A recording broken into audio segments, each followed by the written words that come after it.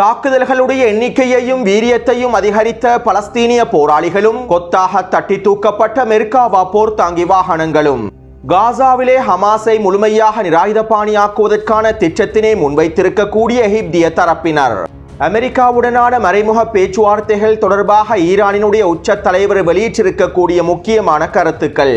Iran செறிவூட்டப்பட்ட யுரேனியத்தினுடைய கையிருப்பை ரஷ்யாவுக்கு இடமாற்றம் செய்ய போகின்றதா? சவுதி அரேபியாவில் ஆரம்பிக்கப்பட போகும் அணுசக்தி கட்டமைப்பும் சிரியாவுக்கும் இஸ்ரேலுக்கும் இடையிலான இயல்பாக்கமும்.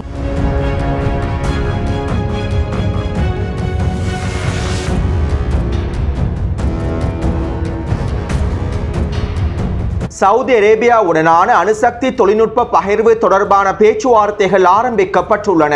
ட்ரம்பினுடைய நிர்வாகத்தின் வழிகாட்டுதலுக்கு கீழால் நாங்கள் சவுதி அரேபியாவுடனான அணுசக்தி ஒப்பந்தம் தொடர்பான பேச்சுவார்த்தைகளை ஆரம்பித்துள்ளோம். இந்த ஒப்பந்தம் அமெரிக்காவின் ஈடுபாட்டை அனுமதிக்கக்கூடிய யுரேனியத்தின் செறிவூட்டலை அனுமதிக்கக்கூடிய ஒப்பந்தமாகவே அமைந்திருக்கும். மேலும் சவுதி அரேபியாவோடு அமெரிக்காவின் அணுசக்தி தொழில்நுட்பங்கள் பகிர்ந்து கொள்ளப்படும். இதன் மூலம் சவுதி அரேபியா அணுசக்தி தொடர்பான வணிக திட்டங்களை ஊக்குவிக்க முடியும். அணுசக்தி திறன்களை பயன்படுத்தி மின்சார உற்பத்திகளையும் மேற்கொள்ள முடியும். மேலும் இந்த ஒப்பந்தமானது அணுசக்தி தொடர்பான சவுதி அரேபியாவின் வணிக திறன்களை மேம்படுத்தும் நோக்கத்தையே கொண்டிருக்கின்றது என அமெரிக்காவின் எரிசக்தி அமைச்சகத்தினுடைய செயலாளர் கிரீஸ் ரைட் அவர்கள் ரியாதிலே நடைபெற்ற பேச்சுவார்த்தைகளின் போது தெரிவித்திருந்தார்.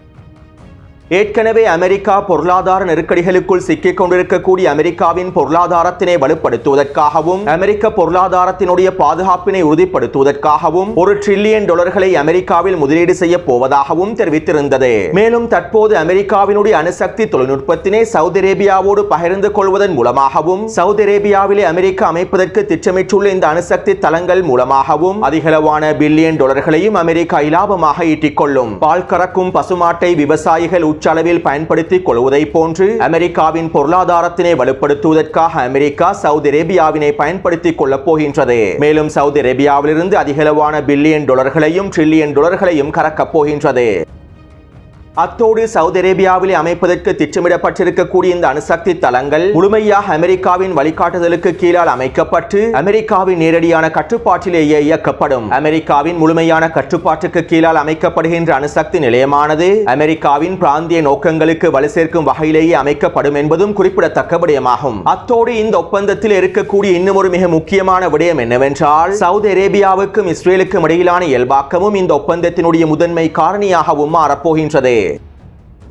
அடுத்து சிரியாவினுடைய அதிபர் ஜூலானி ஐக்கிய அரபு அமீரகத்திற்கு விஜயம் செய்திருந்தார். மேலும் ஜூலானி ஐக்கிய அரபு அமீரகத்தினை அடைந்ததும் இஸ்ரேலி ஆக்கிரமிப்பு பிரதிநிதிகளும் ஐக்கிய அரபு அமீரகத்திற்கு விஜயம் செய்துள்ளார்கள். அதாவது சிரியாவுக்கும் இஸ்ரேலுக்கும் இடையிலான இயல்பாக்கத்தினை ஏற்படுத்துவதற்காகவும் அவை தொடர்பான பேச்சுவார்த்தைகளை மேற்கொள்வதற்காகவுமே சிரியாவினுடைய அதிபர் ஜூலானியும் இஸ்ரேலி ஆக்கிரமிப்பு பிரதிநிதிகளும் ஐக்கிய அரபு அமீரகத்திற்கு விஜயம் செய்து நேரடியான பேச்சுவார்த்தைகளை மேற்கொண்டிருப்பதாக தெரிவிக்கப்படுகின்றது. சிரியாவின் தற்போதைய அரசாங்கத்திற்கு ஆதரவளிக்கக்கூடிய அதிகளவான அரபு இவை தொடர்பான செய்திகளை முழுமையாக மறைத்து விட்டார்கள். இருப்பினும் சமூக ஊடக வலைத்தளங்களினூடாக ஜூலானியோடு பேச்சுவார்த்தைகளை மேற்கொள்வதற்காக இஸ்ரேலி ஆக்கிரமிப்பு பிரதிநிதிகளும் ஐக்கிய அரபு அமீரகத்திற்கு சென்றுள்ளார்கள் என்கின்ற விடயம் உறுதிப்படுத்தப்பட்டுள்ளது. அது மட்டுமல்லாமல் இஸ்ரேலி ஆக்கிரமிப்பு பிரதிநிதிகள் ஜூலானியை சந்தித்து விசேட கலந்துரையாடல்களை மேற்கொண்டிருப்பதாகவும் இஸ்ரேலுடனான இயல்பாக்கத்தினை ஏற்படுத்துவதற்கான அடுத்த கட்ட பேச்சுவார்த்தைகள் ஐக்கிய அரபு அமீரகத்தினுடைய தலைமையில் மேற்கொள்ளப்பட்டிருப்பதாகவும் இஸ்ரேலி ஆக்கிரமிப்பிலே ட்ரூஸ் இனத்தவர்களை பிரதிநிதித்துவப்படுத்தக்கூடிய பாராளுமன்ற உறுப்பினர்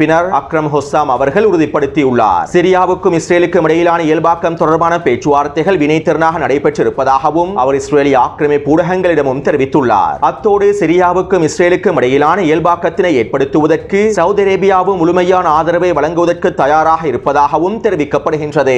ஐக்கிய அரபு அமீரகத்தில் சிரியாவுக்கும் இஸ்ரேலிய பிரதிநிதிகளுக்கும் இடையிலே நடைபெற்றிருக்கக்கூடிய பேச்சுவார்த்தைகளுக்கு பின்னால் சவுதி அரேபியாவின் மிகப்பெரிய பங்கும் காணப்படுவதாகவும் ஆய்வாளர்கள் சுட்டிக்காட்டியுள்ளார்கள். அது மட்டுமல்லாமல் ஐக்கிய அரபு அமீரகத்திலே நடைபெற்ற இந்த பேச்சுவார்த்தைகளுக்கு பிறகு உலக வங்கிக்கான சிரியாவினுடைய ஒட்டுமொத்த கடன்களையும் நாங்கள் திருப்பிச் செலுத்துகின்றோம் என சவுதி அரேபியாவினுடைய முகமது பின் சல்மான் தெரிவித்துள்ளார். அது மட்டுமல்லாமல் பல $1 மில்லியன் மானியமாக சிரியாவினுடைய அரசாங்கத்திற்கு வழங்குவதற்கு தயாராக இருப்பதாகவும் சவுதி அரேபியாவின் சல்மான் தெரிவித்துள்ளார்.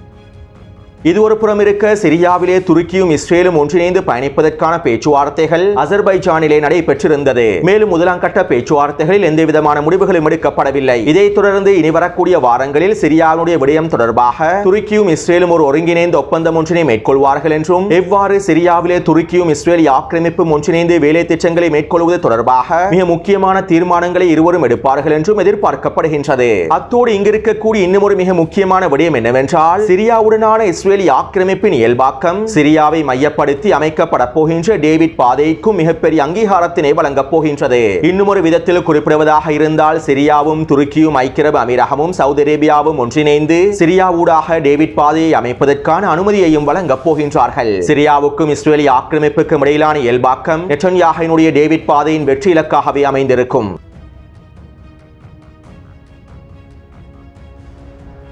ஈரான் அணு ஆயுதத்தினை வைத்திருப்பதை நோக்கி நெருங்கி வருகின்றது. இதை நாங்கள் ஒரு பொழுதும் அனுமதிக்கவே முடியாது. இதனால் ஒப்பந்தம் முழுமையாக முடிக்கப்படாவிட்டால் நாங்கள் ஈரானின் அணுசக்தி தளங்களை இலக்கு வைத்து தாக்குதல்களை மேற்கொள்வோம். மேலும் இவர்கள் தீவிரமயமாக்கப்பட்டவர்களாகவே இருக்கின்றார்கள் என டொனால்ட் ட்ரம்ப் மீண்டும் ஈரானுக்கு எதிரான எச்சரிக்கைகளை வெளியிட்டிருந்தார்.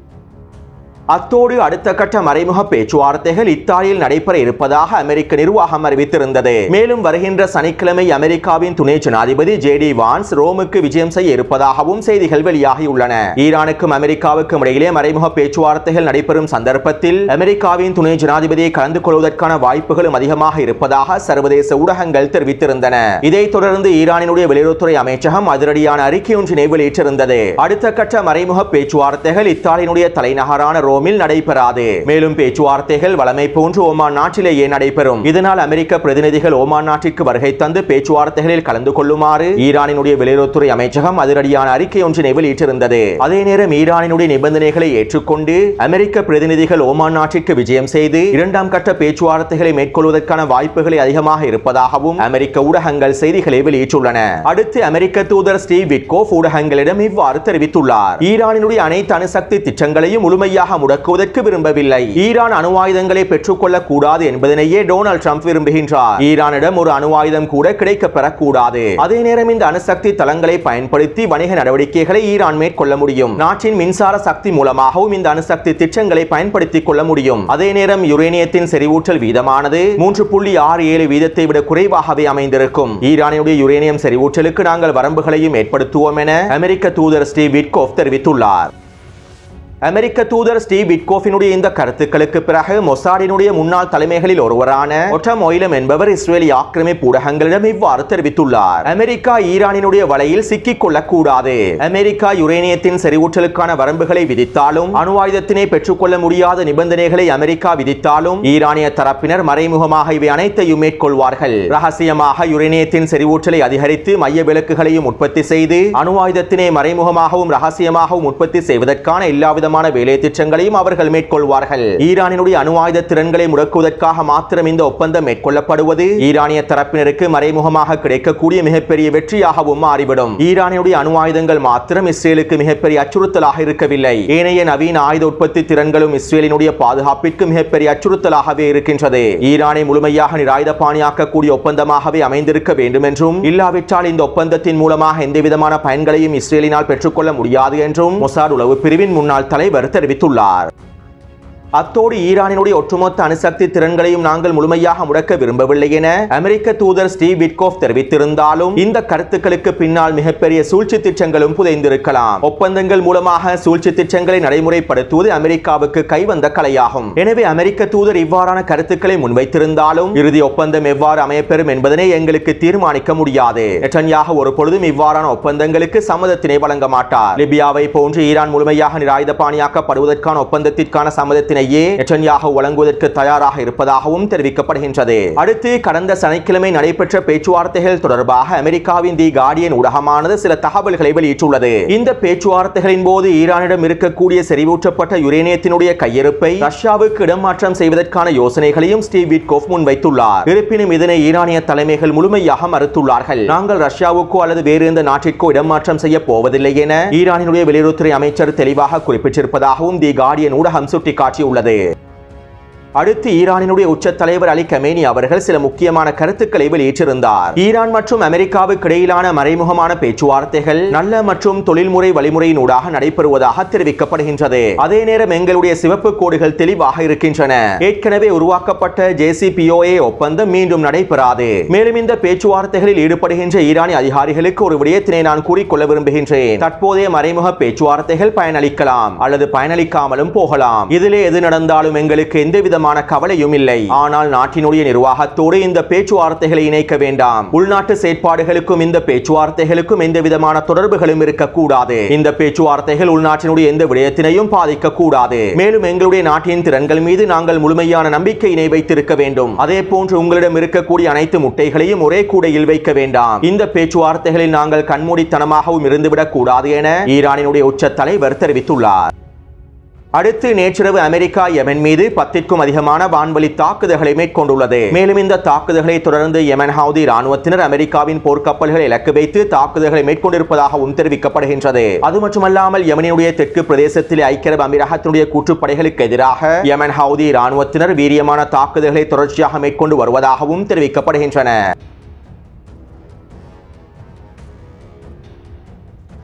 டொனால்ட் ட்ரம்பின் நிர்வாகம் கடந்த 2 மாதத்திற்குள் மாத்திரம் $20 பில்லியன் அதிகமான ஆயுதங்களை இஸ்ரேலிய ஆக்கிரமிப்புக்கு வழங்கியுள்ளது. இப்படியான நிலைமையில் தற்போது மேலதிக குண்டுகளையும் வழங்குவதற்கு தயாராக இருப்பதாகவும் தெரிவிக்கப்படுகின்றது. இஸ்ரேலிய ஆக்கிரமிப்பின் போர் விமானங்களில் பயன்படுத்தக்கூடிய 3000க்கும் அதிகமான குண்டுகளும் இன்னும் அதிகளவு விளைவுகளை ஏற்படுத்தக்கூடிய 10,000க்கும் அதிகமான நவீன குண்டுகளையும் டொனால்ட் ட்ரம்பின் நிர்வாகம் இஸ்ரேலிய ஆக்கிரமிப்புக்கு வழங்கியுள்ளது. இன்னும் 1-2 வாரங்களுக்குள் இஸ்ரேலிய ஆக்கிரமிப்பிலே இந்த அனைத்து குண்டுகளும் களமிறக்கப்படும் என இஸ்ரேலிய ஆக்கிரமிப்பு ஊடகங்களும் உறுதிப்படுத்தியுள்ளன.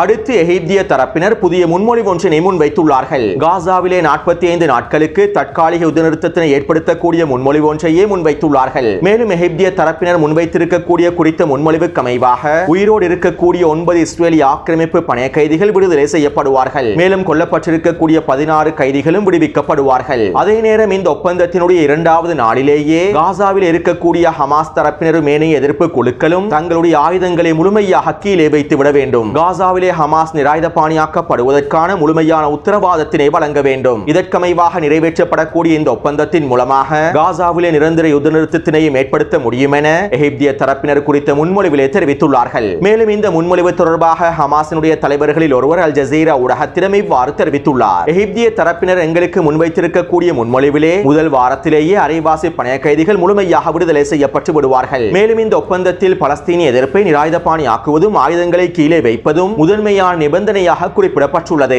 அது மட்டுமல்லாமல் காசாவில் எதிர்ப்பு குழுக்களை நிராயுதபாணியாக்காமல் இதற்கு பிறகு எந்த விதமான ஒப்பந்தங்களை மேற்கொள்ள முடியாது என்றும் எகிப்திய தலைமைகள் எங்களுக்கு அறிவித்துள்ளார்கள். அத்தோடு நாங்கள் இந்த முன்மொழிவை முழுமையாக நிராகரிக்கின்றோம். ஹமாஸையும் இன்னும் ஏனைய எதிர்ப்பு குழுக்களையும் நிராயுதபாணியாக்குவது பேச்சுவார்த்தைகளுடைய நிபந்தனைகளில் ஒரு பொழுதும் சேர்க்கப்படக்கூடாது. பலஸ்தீனிய எதிர்ப்பும் ஆயுதங்களும் பலஸ்தீனிய மக்களுடைய மிகப்பெரிய உரிமையாகும். பலஸ்தீனிய எதிர்ப்பு ஆயுதங்களை கீழே வைப்பது பலஸ்தீனிய மக்களின் உரிமையை மீறக்கூடிய செயலாகும். மேலும் இந்த ஒப்பந்தம் எங்களுடைய சிவப்பு கோடுகளை தாண்டுவதனால் நாங்கள் ஒரு பொழுதும் இவற்றினை ஏற்றுக்கொள்ளப் போவதில்லை என ஹமாஸினுடைய தலைவர்களில் ஒருவர் அல் ஜசீரா ஊடகத்திடம் தெரிவித்துள்ளார். காசாவிலே தற்போதைய நிலைமைகள் மோசமடைந்து விட்டன. பலஸ்தீனிய எதிர்ப்பு குழுக்கள் பலவீனம் அடைந்து விட்டார்கள். இஸ்ரேலிய இராணுவத்தினை பலஸ்தீனிய எதிர்ப்பு குழுக்களால் சமாளிக்க முடியவில்லை. பலஸ்தீன் எதிர்ப்பு குழுக்கள் பின்வாங்கக்கூடிய நிலைமையிலேயே இருக்கின்றார்கள் என்று நினைத்து எகிப்தும் மத்தியஸ்தர்களும் இவ்வாறான ஒப்பந்தத்தினை முன்வைத்துள்ளார்கள். ஆனால் உண்மையில் காசாவில் பலஸ்தீன் எதிர்ப்பு குழுக்கள் பலமாகவே இருக்கின்றார்கள். களத்திலே பலஸ்தீனிய போராளிகள் எவ்வாறான திட்டங்களை வகுத்து வருகின்றார்கள் என்பது எங்களுக்கு நன்றாகவே தெரியும். மேலும் இவ்வாறான ஒப்பந்தங்கள் பலஸ்தீனிய தேசத்தின் எதிர்காலத்தையே கேள்விக்குட்படுத்துகின்றது என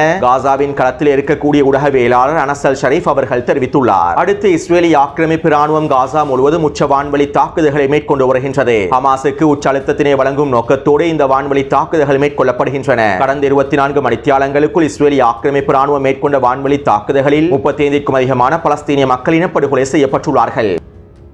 அதே போன்று பலஸ்தீனிய போராளிகளும் தற்போது தாக்குதல்களுடைய எண்ணிக்கையையும் வீரியத்தையும் அதிகப்படுத்தியுள்ளார்கள். அதிலும் குறிப்பாக வடக்கு காசாவின் கிழக்கு பிரதேசமான சுஜையாவின் கிழக்கு பிரதேசத்தில் பலஸ்தீனிய போராளிகள் அதிரடியான உச்ச தாக்குதல்களை மேற்கொண்டு வருவதாகவும் தெரிவிக்கப்படுகின்றது. கடந்த 24 மணித்தியாலங்களுக்குள்ளே சுஜையாவின் கிழக்கு பிரதேசத்தில் மாத்திரம் பலஸ்தீனிய போராளிகள் 14க்கும் அதிகமான வீரியமான தாக்குதல்களை மேற்கொண்டிருப்பதாக தெரிவிக்கப்படுகின்றது. இதற்கமைவாக நேற்றிரவு அல்-குதுஸ் படையினர் சுஜையாவின் கிழக்கு பிரதேசத்தில் தாக்கிப் பெரல் குண்டை பயன்படுத்தி ஒரு மெர்காவா போர்த்தாங்கி வாகனத்தினை தீப்பிடிக்க செய்துள்ளார்கள். மேலும் அதனோடு இருக்கக்கூடிய இஸ்ரேலி ஆக்கிரமிப்பு சிப்பாய்களும் மொத்தமாக அழிக்கப்பட்டுள்ளார்கள். அதே போன்று இன்று மாலையும் குறித்த பிரதேசத்திலே தாக்கி வெடிகுண்டு பொறி பயன்படுத்தப்பட்டு 2 மெர்காவா போர்த்தங்கி வாகனங்கள் கொத்தாக தட்டி தூக்கப்பட்டிருப்பதாகவும் தெரிவிக்கப்படுகின்றது. அது மட்டுமல்லாமல் நேற்றிரவு சுஜையாவின் கிழக்கு பிரதேசத்திலே அதிகளவான பலஸ்தீனிய போராளிகள் ஒரே நேரத்தில் களமிறங்கி இஸ்ரேலி ஆக்கிரமிப்பு படைகளை சுற்றி வளைத்து நேரடியான துப்பாக்கிச்சூடு தாக்குதல்களை மேற்கொண்டிருப்பதாகவும் இஸ்ரேலி ஆக்கிரமிப்பு ராணுவம் நிலை கொண்டிருக்கக்கூடிய பிரதேசங்களில் மோட்டார் குண்டு தாக்குதல்களை மேற்கொண்டிருப்பதாகவும் தெரிவிக்கப்படுகின்றது. அது மட்டுமல்லாமல் ரஃபா நகருக்கு கிழக்கு பிரதேசத்திலும் பலஸ்தீனிய போராளிகள் 5க்கும் அதிகமான தாக்குதல்களை மேற்கொண்டிருப்பதாகவும் மொராகச்சு பிரதேசத்திலே 10க்கும் அதிகமான மோட்டார் குண்டு தாக்குதல்கள் மேற்கொள்ளப்பட்டிருப்பதாகவும் தெரிவிக்கப்படுகின்றது.